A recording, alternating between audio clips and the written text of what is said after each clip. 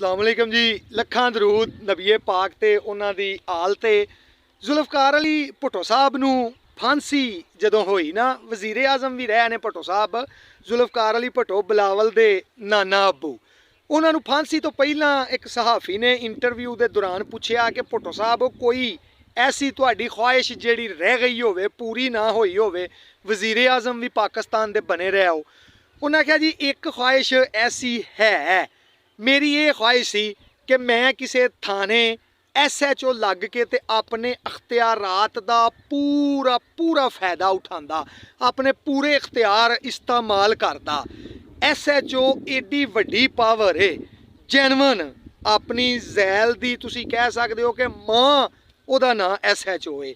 इंज कि एक बजुर्गां नूं 13 कू सालां बाद ना जज साहब ने बाइज्जत बरी कर दिता ते उन्हां नूं आख्या कि बजुर्गो मुबारक जे तुसी बरी हो गए हो।